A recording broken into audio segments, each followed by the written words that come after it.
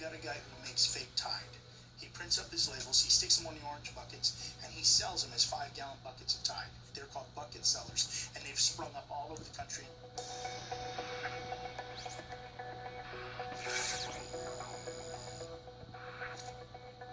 We are one of 3 units in the United States that I know of who fight counterfeit goods. Okay, let me know what you find out.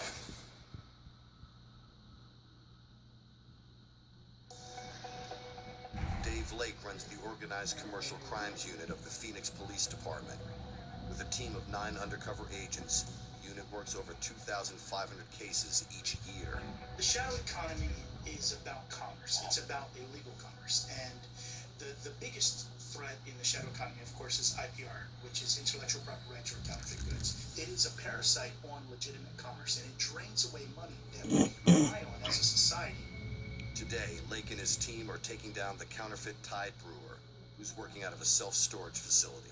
He's mixing all kinds of different chemicals. We assume they're safe, but they're not being used in the way they were intended, so we don't know. There's no material data sheet on them. I myself am highly allergic to whatever's in these chemicals. And the other thing is that he's not selling these to upper middle class people. The average consumer of this is a poor person who's trying to get a deal. To catch the fake Tide suspect, officers engineer a buy-bust sting. Let's see here. So I want to give you Lake has set up a hidden camera overlooking the storage unit. He monitors the target on his smartphone. Our undercover guys are going to go in and they're going to buy a pallet of them. We asked for a pallet to force him to make a bunch. And then we're going to drive away and we're going to arrest him for the manufacturing of counterfeit goods. Tide is a big commodity. It's expensive at the store and it's a consumable, meaning that I'm going to buy it again. And it's portable. It makes a great shadow economy currency, if you will. As the suspect prepares the fake Tide order, Lake briefs the arrest team. When you come in this way, we'll run down this and stage right there, so that if he flees or anything, we're there to take him with you. As arranged, the undercover pulls up in a rental van to pay the suspect and collect the counterfeit Tide buckets. Just a block away, Dave Lake's team, supported by uniformed officers, gets ready to move in. But it's not clear if the suspect is armed.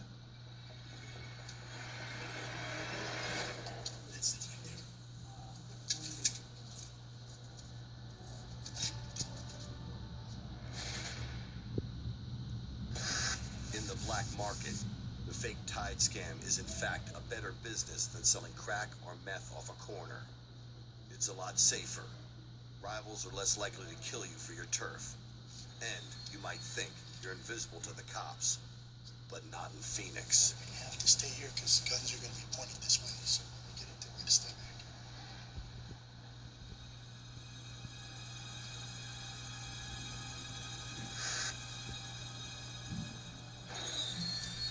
As soon as he starts up the engine, we'll shoot down this wall and front you. As the undercover shakes in the deal, the trap is sprung.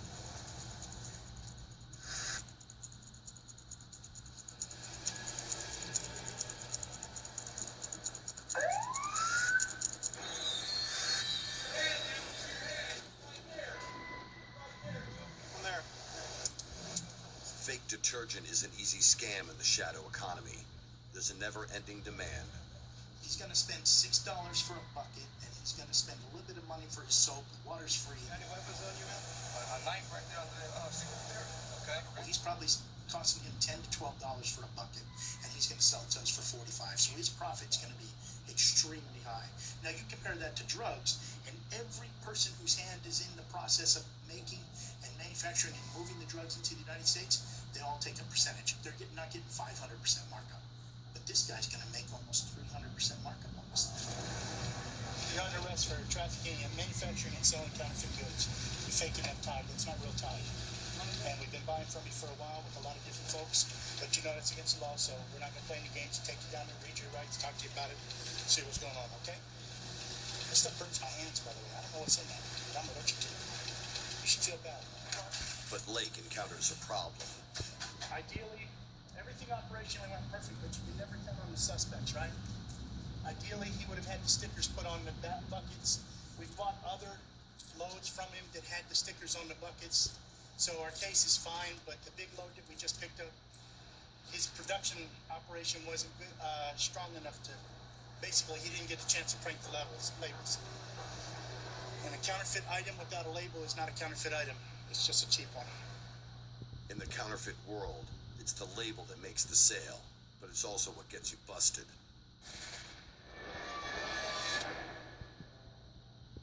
Looks like we got a package here of Tory Burch metal labels. Now, this is the new paradigm we